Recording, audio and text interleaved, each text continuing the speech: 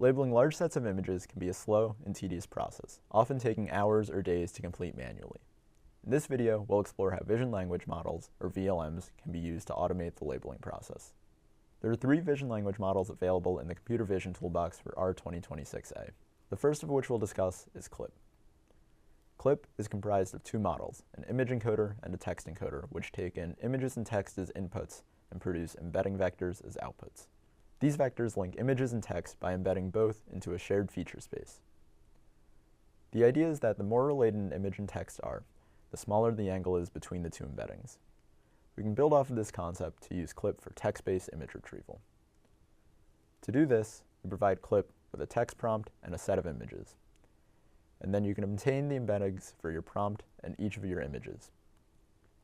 The images with the embeddings closest to your prompt are the most relevant images to your search. Next is Moondream. Moondream is a generic VLM with many use cases, one of which being image captioning. For example, you can provide Moondream with an image as input, and it can produce a caption as output. These captions summarize the contents of an image, helping you quickly understand your data, and even catching details you might miss, like this helicopter. Third is Grounding Dyno, which detects objects and images based on a text prompt. You provide Grounding Dyno with an image and text prompts for the types of objects that you would like for it to detect, and it will automatically generate bounding boxes for the objects in the image. These class names are not fixed categories, and you can use any string as a class name. Grounding Dyno can accurately output bounding boxes for many common objects without extra setup or training. Now let's see these models in action. Aerial footage, such as shown here, can contain hours of video data. However, you might only be interested in labeling just a few seconds of footage to train a model. For example, you may want to create bounding box annotations to train other object detectors on specific types of airplanes, but only a fraction of the video's frames actually contain airplanes. Selecting these frames by hand is tedious, and manually labeling these frames is time-consuming.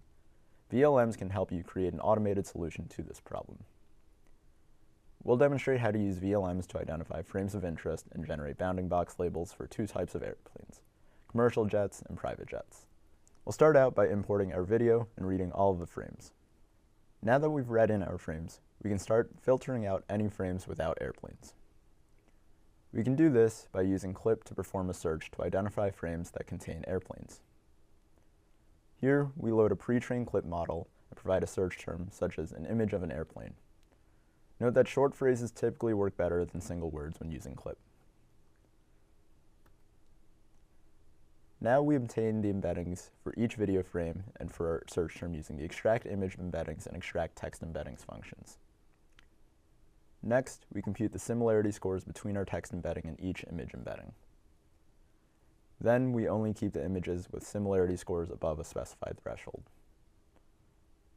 Here's a montage of all of the relevant frames according to CLIP. You can see that most frames here contain airplanes.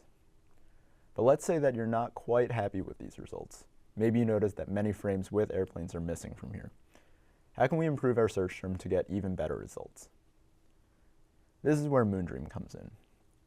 We can use Moondream to caption our selected frames and create text that we can scan for better search terms. Using the caption image function, we can obtain captions for our frames and collect textual data. We can analyze our textual data by generating a word cloud from these captions. This can help us identify keywords that we can add to our CLIP search. Since we are specifically interested in finding frames with airplanes, we can set our search term to an aerial view of airplanes at an airport, making sure to include our keywords. Using our new search term, we can go through the same process with CLIP to identify even more relevant frames.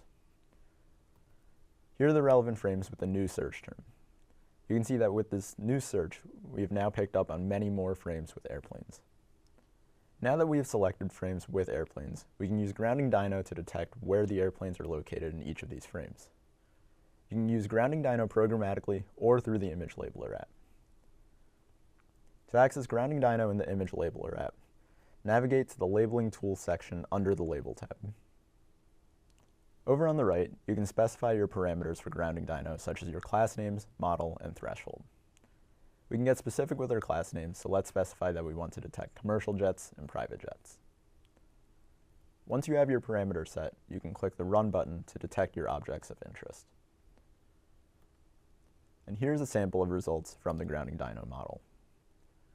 Once you're happy with your results, you can click the Accept button in the tool strip. There are many things you can do once you have these bounding boxes, such as data augmentation or creating a box-labeled data store for training an object detection model. If you want to use this data to train a segmentation model, you will need pixel-precise masks. You can generate these masks automatically by feeding the Grounding Dyno bounding boxes as inputs to the Segment Anything model, or SAM. And here's an example of the precise masks generated when passing the Grounding Dyno bounding boxes to the SAM2 model. To recap our workflow, we perform a text-based image search using CLIP, then use Moondream to improve our search by capturing important keywords from its captions.